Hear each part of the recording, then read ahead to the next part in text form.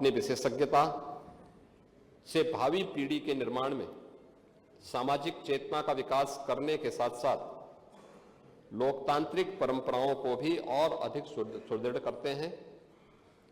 Professor Shyam Bihari लाल के निधन से प्रदेश ने एक समर्पित नेता एवं कुशल राजनीतिज्ञ खो दिया है। उनके निधन से प्रदेश को और भारतीय जनता पार्टी, हमारी पार्टी को भी अपूरणीय क्षति हुई है।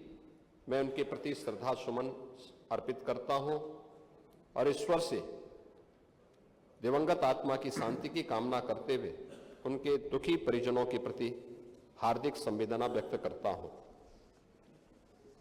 अध्यक्ष जी, वर्तमान विधानसभा के ही वरिष्ठ सदस्य श्री विजय सिंह गौड़ का भी दिनांक 8 जनवरी 2026 को 71 वर्ष की आयु में निधन हो गया।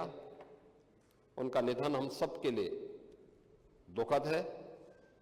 श्री विजय सिंह गौड़ इस सदन के वरिष्ठ सदस्य थे।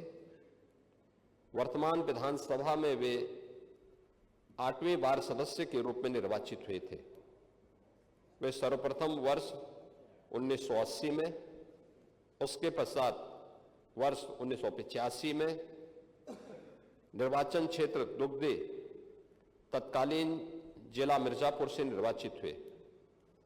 वे वर्ष 1989 में निर्दलीय, वर्ष 1991-93 में जनता दल, वर्ष 96-2002 तथा मई 2024 के उपचुनाव में समाजवादी पार्टी के टिकट पर निर्वाचन क्षेत्र दुग्धे जिला सोनभद्र से विधानसभा सदस्य निर्वाचित हुए।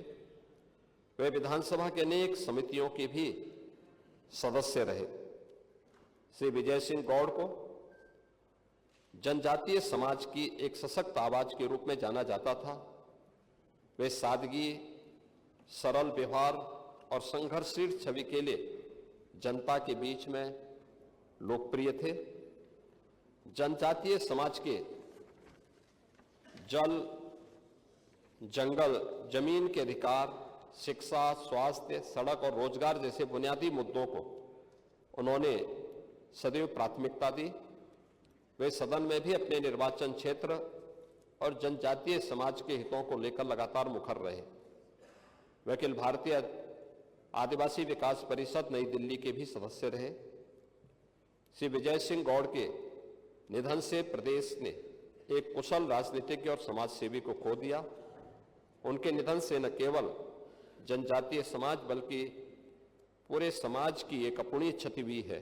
मैं उनके प्रति श्रद्धा सुमन अर्पित करता हूं और ईश्वर से उनकी दिवंगत आत्मा की शांति की कामना करते हुए उनके दुखी परिजनों के प्रति अपनी हार्दिक संवेदना प्रकट करता हूं।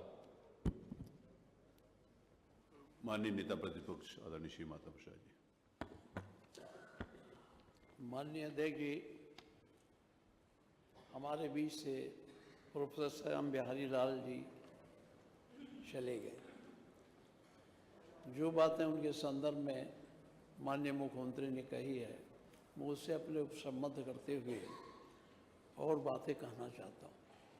मानव जिस समय मनुष्य पृथ्वी पर आता है उसी समय ये निश्चित हो जाता है कि जाना है।